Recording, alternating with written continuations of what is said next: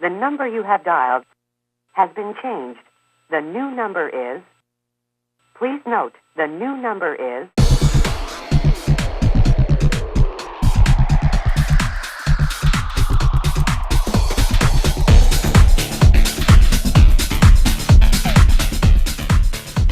Yes, there's UFOs in your atmosphere, folks. Let's get Tommy's response to the United Nations UFO report posted just a couple of days ago.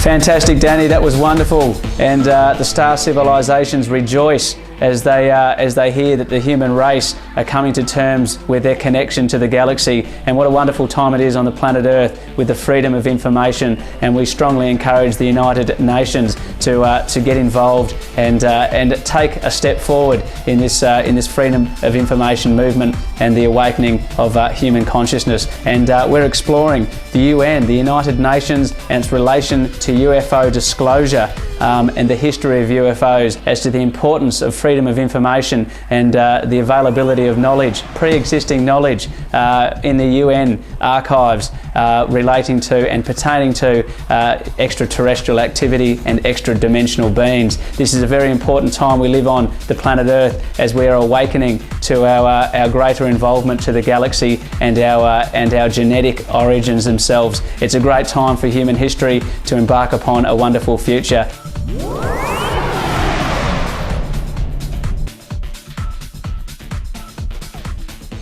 Welcome to the very first day of May. It's another whole new month in the Federation campaign. This is Project Blue Star. You're on board the Druid ship Earth One, and on this occasion we're going to be looking at, it's a Thursday, well it's a Global Rescue Day, preparation and response to climate change and emergencies, getting the world prepared for the advent of extreme weather and dealing with social unrest. It's a very important investigation because it's about getting you prepared for the weird and wacky that is exponentially growing on the planet Earth. So on this occasion we are looking at first aid and dealing with treatment, how to deal with treatment and all the various things about getting our mind prepared with emergencies. We get a little bit scared, there's brown stains in the pants, but it's not worth worrying about because we're humans and we're capable of anything. Let's cut to the transmission. Danny's looking after this one and we'll see you in a few moments for some climate change news.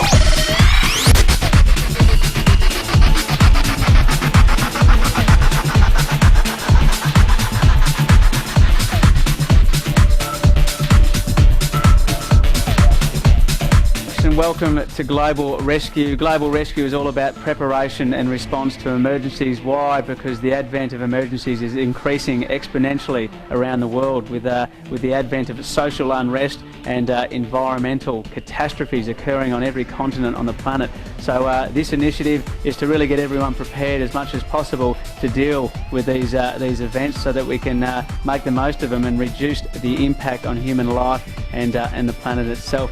Today, what are we having a crack at, Danny? Well, Tommy, we're going to look at two areas, EAR and CPR. As you said, it's if we can try and provide some security and some stability to all people out there, it's such an essential area, understanding a little bit about first aid, particularly because, as we said last week, as medics, you tend to be about 10 minutes behind the 8 ball, and if it's a family member or a loved one of yours which has the injury, then we really need you to get working straight away.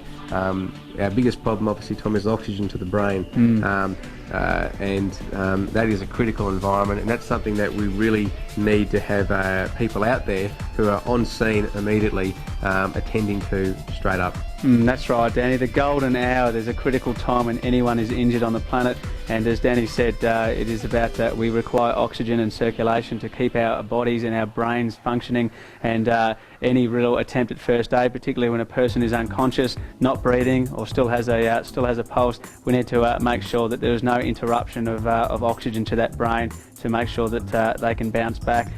So EAR, Danny, what sort of circumstance? I can think sometimes people, when they're swimming, they can go through a near drowning, they can pass out, still have a heartbeat, but not breathing. Yeah. It's a classic scenario for it. Absolutely, Tommy. I guess when we're attending a patient who obviously has a pulse but has stopped breathing, just try and give that person the same breath, the same rate that you're doing. We don't necessarily need to hyperventilate our patients these days. We just need to make sure that there is a steady flow of oxygen going into the patient.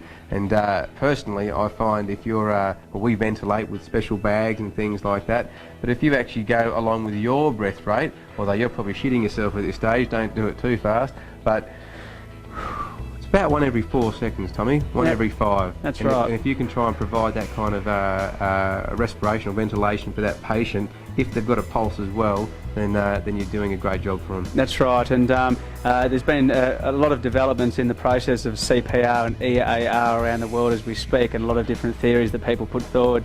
A lot of information now goes onto the chest compressions themselves to help drive air into the body, and this is something that you need to seek out in your neck of the woods as to what suits your area and what legal ramifications are involved there.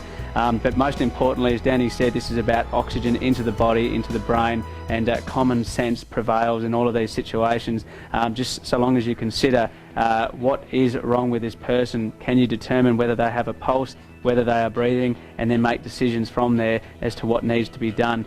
We all know that we need to summons help and try and get professionals in as quickly as possible. Professionals. And but the thing is, it comes down to you, because by the time most professionals get there, it relies solely on the bystanders and the people who saw the event in the first place to really make a difference in the outcome of that situation. Absolutely, Tommy, and as you just stated then, from nation to nation, from region to region, there are sometimes variants in certain techniques and timing of EAR or CPR. So it's integral that you get in touch with first aid teachers and lecturers in your environment and get up to scratch. It's critical that we continue on with these industries and get people out there to learn their first aid skills. It is just all about making you the calm in the storm in whatever kind of environment may confront you. That's right, Danny. So this one's about EAR, providing oxygen for a person who still has a heartbeat and are non-breathing. As Danny said, 1 to 15 breaths is the average for a human being per minute, and we need to make sure that we're getting adequate oxygen into them. We're going to explore the steps of this continuously throughout Global Rescue. It's important that we touch on it to get us all familiar with these procedures. We'll see you on the next transmission. Let's do it. Thanks. Good on you, folks. EAR. Get some breath into you. Suck it into you. Yeah, folks, and welcome back on board. And there we go, another fantastic segment with Global Rescue, introducing some first aid skills to the wonderful, courageous, inspirational people on the planet Earth. And by jingoes, by crikey, we could probably do with a little bit of EAR, a bit of resuscitation into the United Nations and remove the cobwebs behind this very, very old, it's almost getting boring, the topic of UFOs and extra-dimensional entities. A little bit of growing up may be required. What do you reckon, team? Growing up? I think we've reached a maturity. Seems to be the only people that are concerned with coming forward with this information on our wonderful brothers and sisters of the galaxy are those who are entrenched in outdated philosophies and ideologies. We can't really say too much about that except let's just get a move on, build a bridge. Now there's obviously more and more climate change warnings on millicom.com. If you decide to tap those fingers of yours and have a bit of a look, there's been some obviously more earthquakes, and the earth continues to rattle and hum, and I don't think it's you too. Over 5 on the Richter scale, we've got a 5.9 in the Banda Sea, a 5.8 in Hokkaido in Japan, and 5.8 again in the beautiful, beautiful region of Loyalty Island, including that of California, where we've had an earthquake over 5 with an associated sonic boom. It would have been a cracker. Also in Reno, in Nevada, that region continues to rattle with over hundreds of earthquakes registered there in the very, very short period. A powerful storm in the Bay of Bengal is brewing as we speak. It's been given the name Nagri, and you can guarantee the good people of India would have brown stains in their pants right now after the cleanup still continues after that massive cyclone, the super cyclone of Sadar, hit that region back in 2007 in November, I believe, causing over 3,000 deaths and many, many millions of dollars damage. And I believe that period too required India to import over 500,000 tons of rice just to keep up the nutrients for the people there. So jump on to millicom.com, guys, and have a bit of a look. We hope this transmission finds you well. Tomorrow, of course, is Holy Joe's Friday, where we can all just take a chill pill. See you tomorrow. program.